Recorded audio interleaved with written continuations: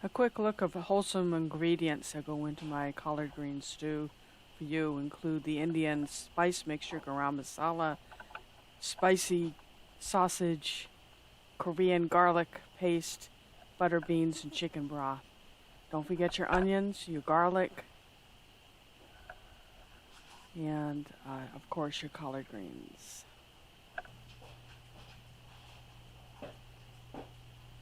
Hey y'all, welcome to our Georgia suburban homestead.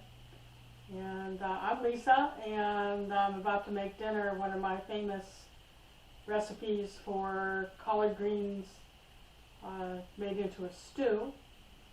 When we lived in South Florida, I'd make this stew, and another version of the collard greens I do is an Ethiopian version from East Africa. And the windows were cranked open on the house. I actually had neighbors come knock on the door with a bowl, wanting a bowl of whatever it was, the stew or the collards. So this is very fragrant and very satisfying and very good for you. So what I think most of the ladies watching this will appreciate is it's one pot meal.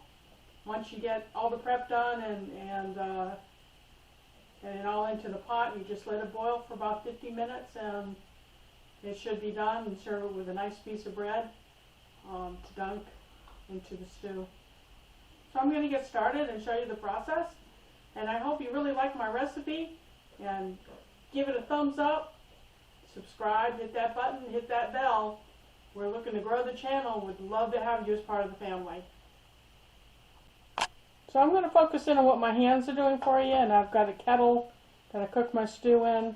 As you can see, it's a pretty good sized one on the side, because as I work, everything is just going to get dumped in here.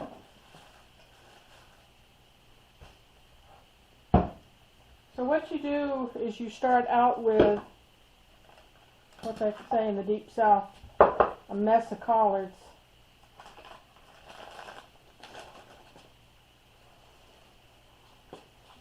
And this, y'all, is a mess of collards. We found a good sale on them at a local farmer's market. We got 2 messes for $3. Now, I'm not going to make you watch me clean every piece of collard. So essentially you get a collard leaf, and if someone ever says to you, did you clean the greens? It not only means rinsing them with water, but you want to take this center stem out because it's pretty tough. So what I do is I peel it for a certain length. See that? I wrap my hands around it and just pull the stem. And what you're left with is like the end leaf.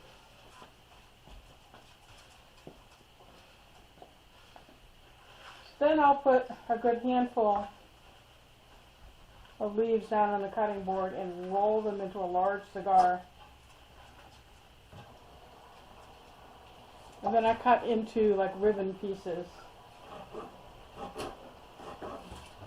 I need to sharpen my knives.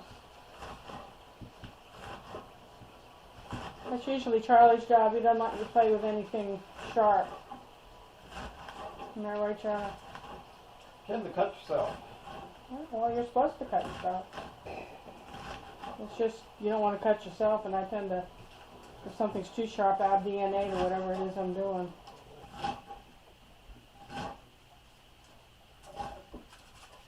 So as you see, we've got some ribbons that I might go down the center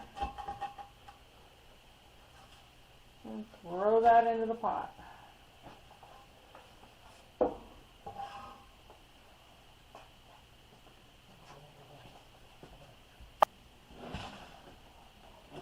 That's a nice pot of collard greens, isn't it?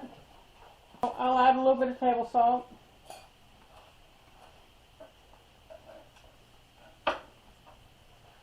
Probably a heaping teaspoon. And you always want to add black pepper to your greens because it helps you absorb the nutrients from your greens.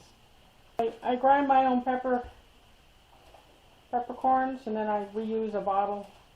This bottle's probably several years old. And that's probably a couple of teaspoons of pepper. I like things a little spicy. So, the next thing we need to do is add chicken broth.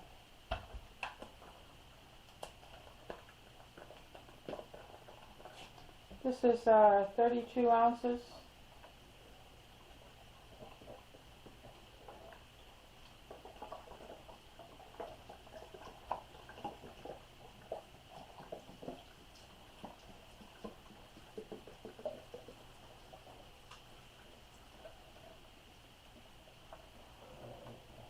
I might open another 32 ounces because that's a lot of greens.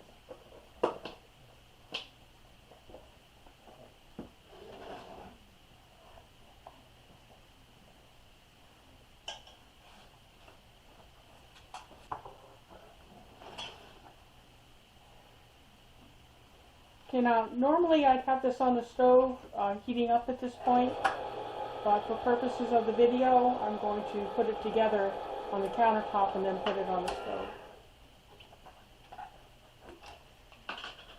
I have chili garlic sauce. I get this at the Asian market. It's a Korean condiment. And I usually put a couple of tablespoons of that. And on top,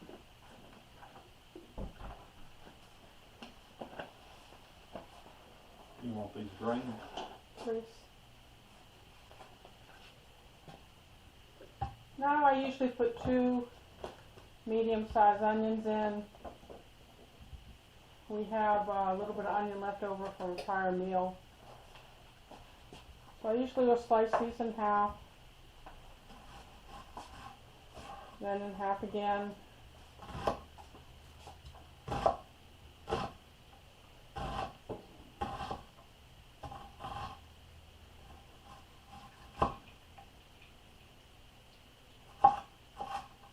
You don't have to get them too fine. Those are going to cook down to be limp.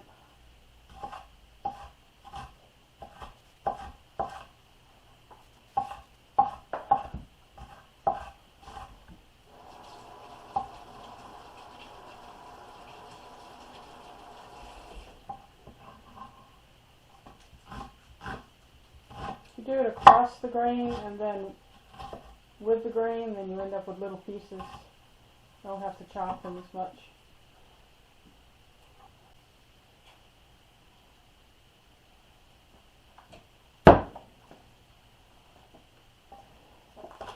And what would stew be without garlic?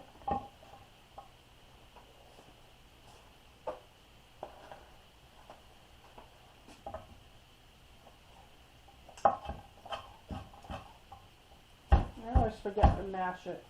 I should release some of the flavor. You just chop that as fine as you like it.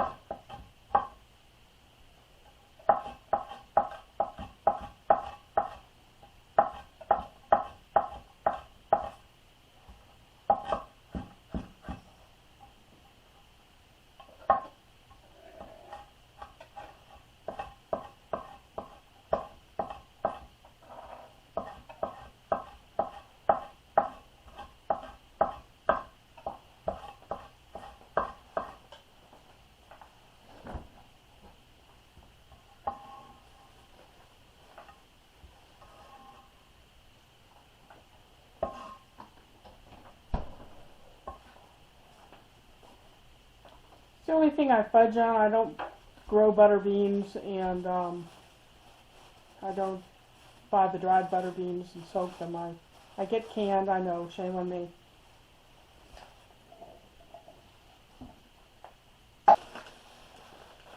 Garam masala is a spice used in the Caribbean and in India. It's very similar to the African berbere powder, which I will use in another collard recipe and show you and give you a list of ingredients if you want to mix your own berbere. But pretty spicy, and I add, how hot you want it tonight, Charlie? Not very. Not very. So usually I'll add 2 tablespoons.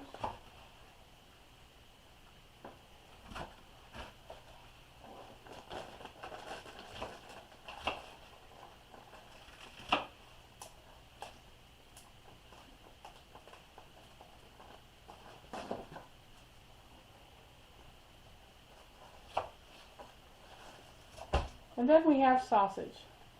Now, when I made this in South Florida, I used Nadal sausage that was a habanero mango. They don't seem to make those anymore. So I can't have pork. I'm allergic to pork and have been all my life. And so we have to go with a non-pork sausage. Since we live in Atlanta, there's this wonderful farmers market. It's called the DeKalb Farmers Market. It's like an international world market. And they have a whole halal counter. And they have Moroccan lamb sausage, which is quite spicy. I absolutely love it. If I can get my hands on it, I'll slice that into chunks and mix that in. And I don't add any chili garlic sauce to it because you don't need it. It's got enough heat and spice to it. But we don't have any of that right now, so I'm going with a halal. I'll put my specs on. This is a hot Italian, which isn't hot on my scale, but it probably would be on yours or some of yours. So I'm going to chunk this up now and just throw the chunks in with the other stuff.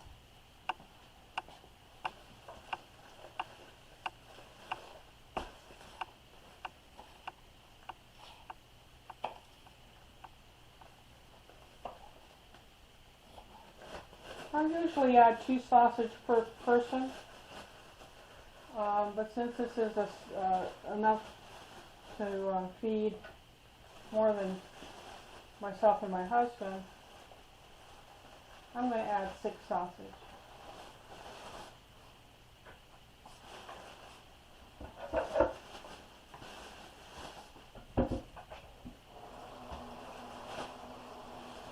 Got enough left for breakfast.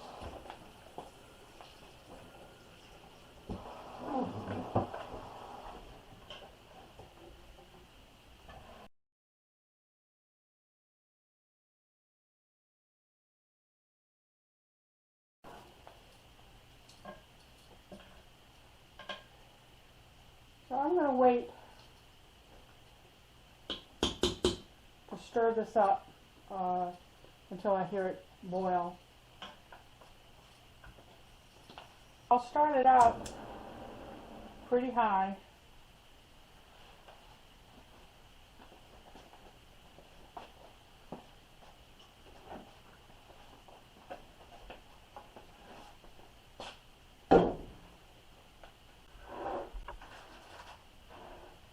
Okay, we're going to cover that with a plate, and when I hear it starting to boil, I'll turn it down to just under a rolling boil, but pretty hot. Keep it pretty hot. And that'll go about 50-55 minutes, at which time the butter beans should break down into a nice yellow sauce, and it will be ready to eat. Now, we tend to serve it with a nice thick chunky bread, or this wonderful stuff we found is from an Eastern European bakery, Bosnian bakery. We call it Bosnian bread. Fresh bread from Bosnia. Well, from local, but the recipe's Bosnian. Can you see the sesame seeds on that? You toast this with a little bit of garlic butter in it. Oh, that's a whole meal. So that's what's for dinner tonight, and I hope it looks good to you.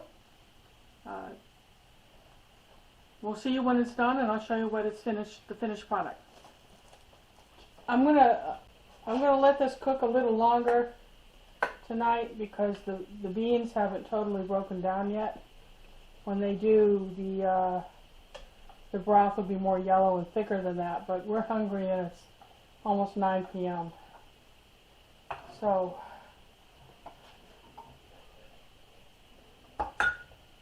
this is a hearty soup. You can expand it by serving it over rice or noodles.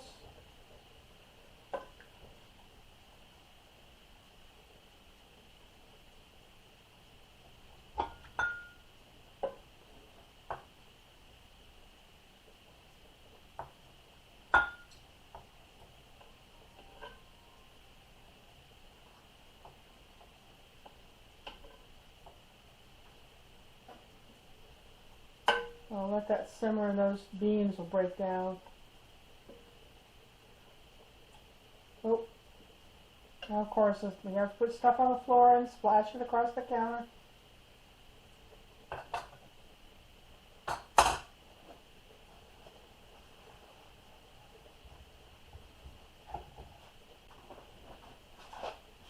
Serve it with some of this nice Bosnian bread.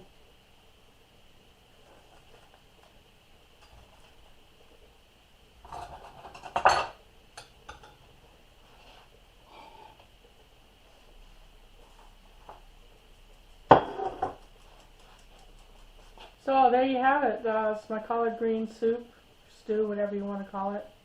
You can stretch it by putting rice under it or egg noodles or something. But it's really good just like it is with that bread dunked in it. We have enough here to freeze for another night. So I hope you enjoy it. Hope you remember to subscribe. Hit that subscribe button. Hit the bell so you don't miss any of our videos. And until next time, see you later.